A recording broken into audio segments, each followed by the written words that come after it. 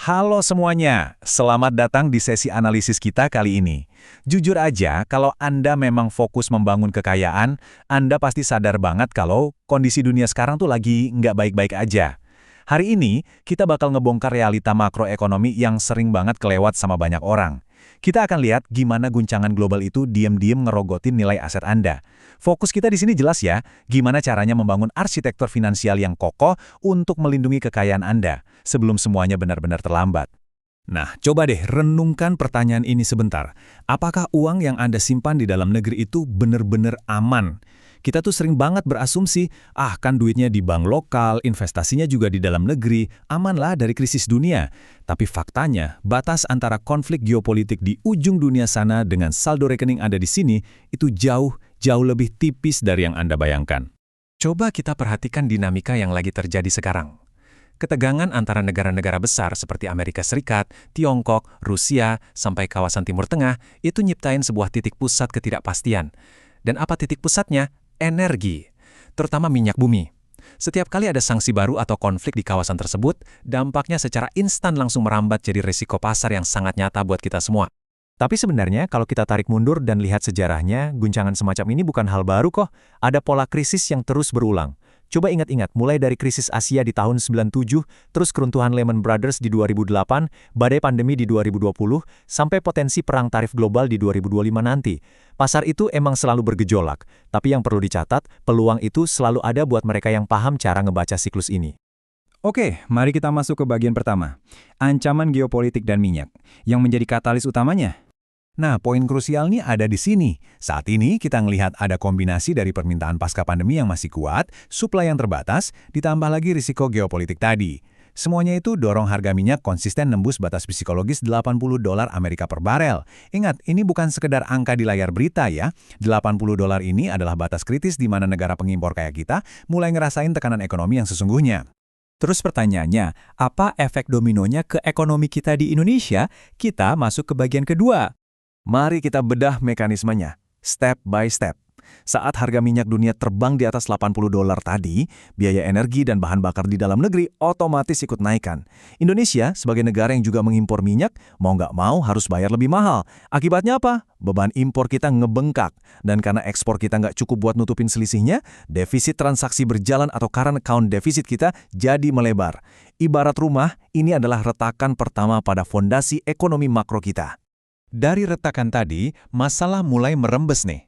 Defisit ini bikin kebutuhan akan dolar meningkat tajam, yang secara langsung nekan nilai tukar rupiah kita ke bawah.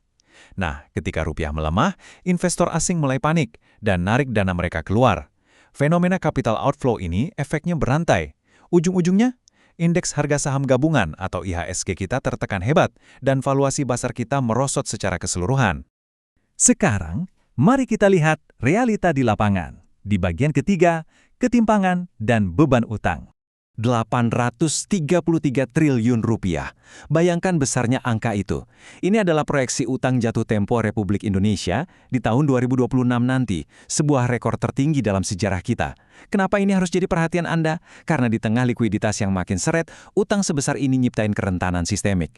Cepat atau lambat, ini bakal mukul daya beli masyarakat, ngerek naik suku bunga, dan sangat mungkin memicu kebijakan pajak-pajak baru. Dan tahu nggak? Apa yang bikin situasi ini makin mengkhawatirkan? Kerentanan ini jatuh pada populasi dengan struktur kekayaan yang benar-benar timpang.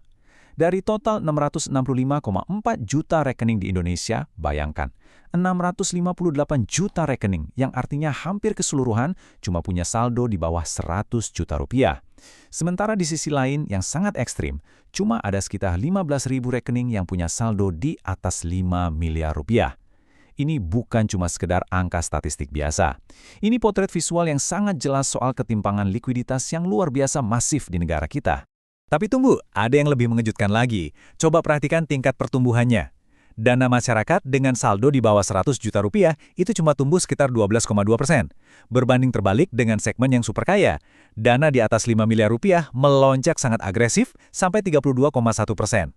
Jadi faktanya, di saat krisis, mereka yang modalnya raksasa dan punya strategi justru makin cepat mengakselerasi kekayaannya. Lalu, apa hubungannya sama dompet Anda sendiri? Kita bahas di bagian keempat, dampak langsung ke aset pribadi Anda. Di pasar saham yang namanya krisis itu pasti selalu nyiptain pihak yang menang dan pihak yang kalah. Sektor komoditas kayak minyak, gas, dan batu bara jelas diuntungkan banget dari lonjakan harga global ini. Margin mereka membesar.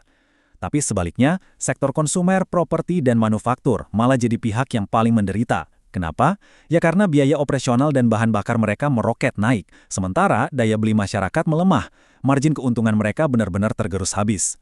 Kalau kita perlebar lagi ke kelas aset lainnya, petanya jadi makin kelihatan jelas. Aset dengan risiko tinggi seperti saham di IHSG, obligasi pemerintah, sampai pemegang uang tunai rupiah, itu semua lagi ada di bawah tekanan berat akibat pelemahan mata uang dan naiknya imbal hasil. Tapi di sisi lain, instrumen kayak emas kembali bersinar. Emas lagi-lagi jalanin fungsinya sebagai safe haven, ngasih perlindungan yang solid terhadap inflasi dan tingginya ketidakpastian global saat ini. Jadi, ini nih kesimpulan pahit yang harus kita telan dari semua data tadi.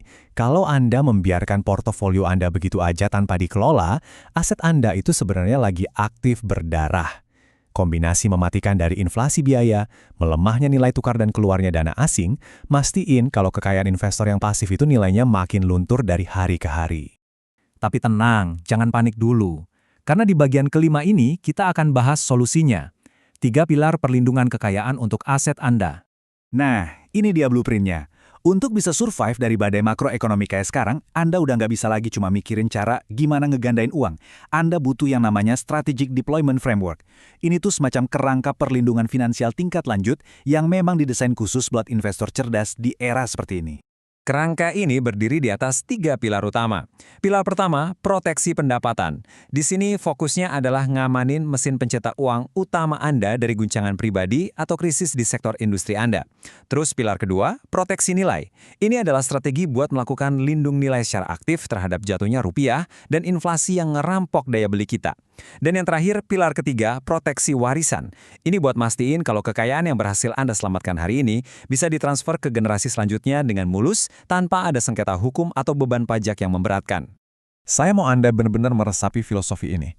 Pertahankan sebelum Anda menumbuhkan. Defend before you grow. Di tengah masa ketidakpastian global yang serba ekstrim ini, menyelamatkan dan melestarikan kekayaan itu jauh lebih penting daripada ngambil resiko agresif yang buta. Logikanya gini, kalau ember Anda bocor, jangan fokus nyari air tambahan buat diisi ke dalam ember. Fokuslah nambah lubangnya itu terlebih dahulu. Nah, sebagai penutup, setelah ngelihat semua data makroekonomi, pergerakan geopolitik, dan ketimpangan gila-gilaan yang kita bahas hari ini, semuanya nunjukin kalau waktu terbaik untuk bersiap, itu ya sekarang. Efek dominonya udah mulai berjatuhan loh. Pertanyaan terpenting buat Anda hari ini adalah, apakah Anda akan ngambil tindakan nyata untuk mulai ngebangun 3 pilar perlindungan aset Anda? Atau Anda cuma bakal diam, nunggu, dan ngebiarin hasil jeripayah Anda tersapu gitu aja sama gelombang krisis global berikutnya? Pilihannya ada di tangan Anda. Sampai jumpa di sesi analisis kita berikutnya. Terapkan ilmunya dan tetaplah rasional.